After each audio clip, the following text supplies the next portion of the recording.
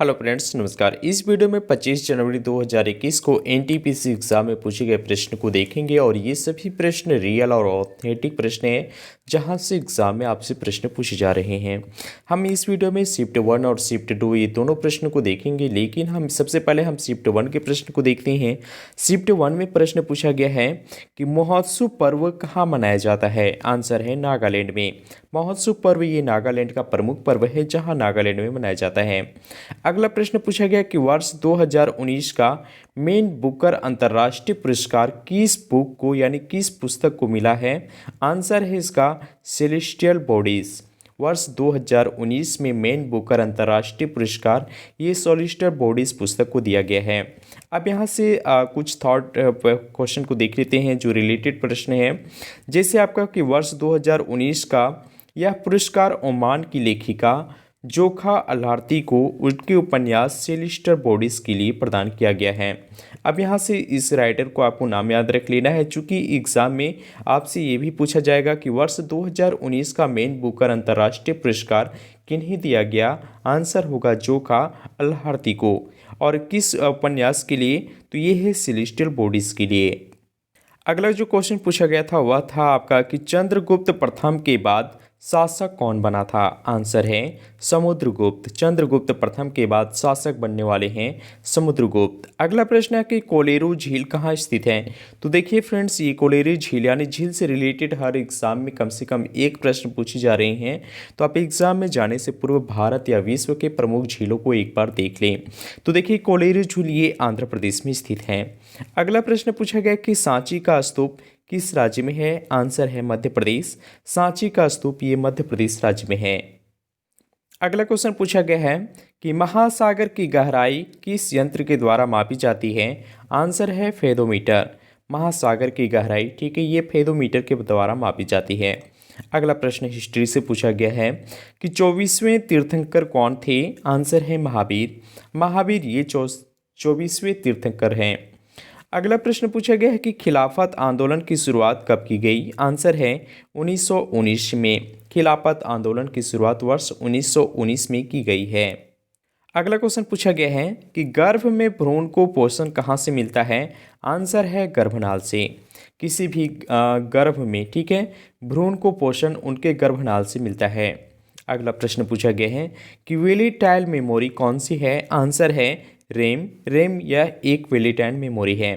अब इसको कमेंट करके हमको बताएंगे कि रैम का फुल फॉर्म क्या होता है।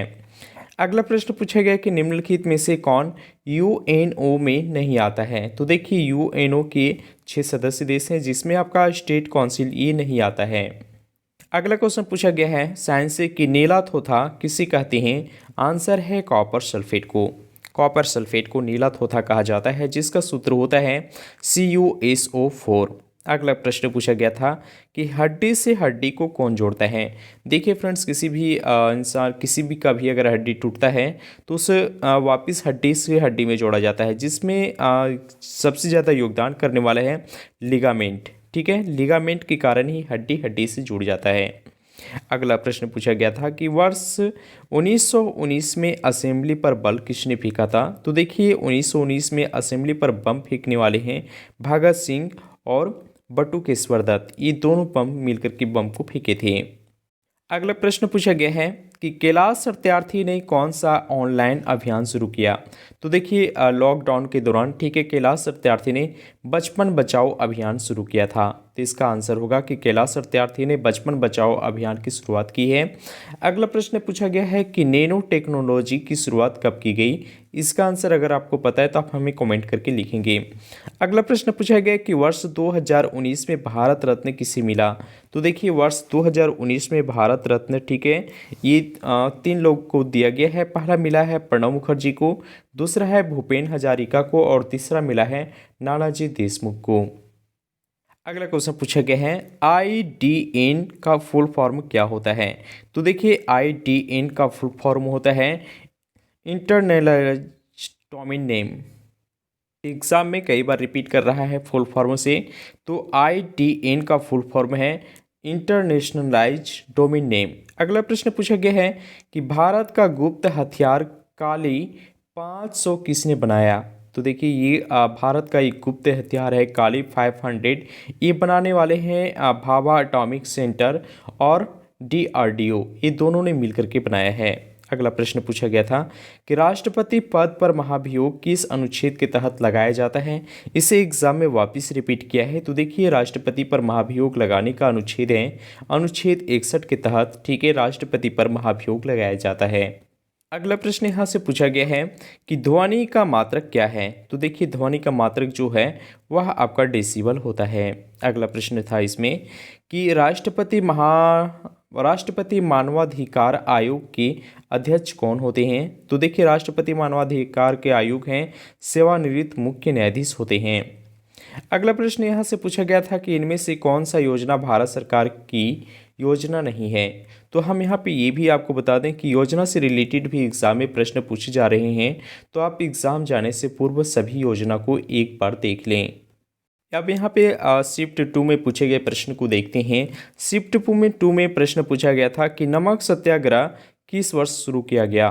तो देखिए नमक सत्याग्रह ये 1930 ईस्वी में शुरू किया गया है। अगला प्रश्न पूछा गया था कि अनुच्छेद 368 किससे संबंधित है। आंसर है संविधान संशोधन से। मैं आपको बता दूं कि अनुच्छेद से रिलेटेड हर एग्जाम में कम से कम एक प्रश्न पूछे जा रहे हैं, तो आप पॉलिटी से अनुच्छेद सभी को अच्छे से देख लें।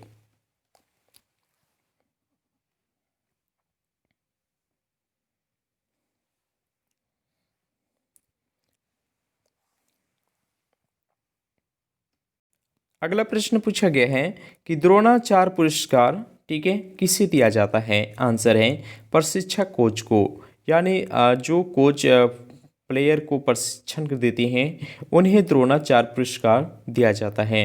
अगला प्रश्न पूछा गया था कि न्यायपालिका की विशेषता क्या है। आंसर है पूर्णतः स्वतंत्र। न्यायपालिका पूर्ण रूप से स्वतंत्र होता है, ये इसकी विशेषता है। अगला प्रश्न यहाँ से पूछा गया था कि सबसे तेज मारक क्षमता वाली मिसाइल कौन सी है। आंसर है ब्रह्मोस्त्र सबसे तेज मारक क्षमता वाली मिसाइल है। अगला क्वेश्चन पूछा गया था कि माइक्रोचिप किससे बना होता है। आंसर है सिलिकॉन से। माइक्रोचिप ये सिलिकॉन से बना होता है। नेक्स्ट प्रश्न पूछा गया था कि चेचक के टीके की खोज किसने की। आंसर है एडवर्ड जेनर ने चेचक के टीके की खोज की है। अगला प्रश्न था कि जब धान की कटाई होती है तो कौन सी गैस निकलती है। आंसर है मीथेन। जब धान की फसल की कटाई होती है तो मीथेन गैस का निर्माण होता है। अगला प्रश्न पूछा गया था कि प्रधानमंत्री कौशल विकास योजना किससे संबंधित है। यह प्रश्न इस प्रकार से था कि प्रधानमंत्री कौशल विकास से संबंधित प्रश्न कुछ पूछे गए थे, ठीक है। तो यहाँ सब देख रहे हैं कि हर शिफ्ट में कम से कम योजना से एक प्रश्न एग्जाम में पूछे जा रहे हैं। अगला प्रश्न पूछा गया था कि इनमें से कौन सा CPU का भाग नहीं है, ठीक है। तो यहाँ पे CPU का भाग नहीं, 4 ऑप्शन दिए हुए थे जिसमें से आपको ये बताना था कि कौन सा भाग CPU का नहीं है। अगला प्रश्न है कि इब्न बतूता किसके शासनकाल में आया था। आंसर है तुगलक वंश में। इब्न बतूता तुगलक वंश के शासनकाल में आया था। अगला प्रश्न यहाँ से पूछा गया कि अर्जुन पुरस्कार किस क्षेत्र में दिया जाता है। तो देखिए फ्रेंड्स, ये अर्जुन पुरस्कार ये खेल के क्षेत्र में उत्कृष्ट प्रदर्शन करने वाले खिलाड़ी को दिया जाता है। अगला प्रश्न यहाँ से पूछा गया था कि UN, ठीक है, कि अस्थायी सदस्य देश कौन सा है। 4 ऑप्शन दिए हुए थे जिसमें ये बताना था कि UN के अस्थायी सदस्य देश कौन है। तो मैं आपको ये बता दूं कि UN में 5 अस्थायी सदस्य देश हैं और 10 अस्थायी सदस्य देश हैं। अगला प्रश्न पूछा गया है कि स्वच्छ भारत मिशन योजना से रिलेटेड प्रश्न पूछा गया था। तो हम यहाँ पे ये देखते कि इस शिफ्ट में 2 योजना से रिलेटेड प्रश्न पूछे जा चुके हैं। उम्मीद है वीडियो आपको पसंद आया है, तो आप वीडियो को लाइक कीजिए, साथ ही अपने दोस्तों को शेयर कीजिए। और यदि आप इस चैनल पर नए हैं तो चैनल को सब्सक्राइब कर लें, साथ ही बेल आइकन को भी प्रेस करें ताकि आने वाले सभी वीडियो का नोटिफिकेशन आपको मिलता रहे। मिलते हैं अगले क्वेश्चन के साथ। Thank you watching my video.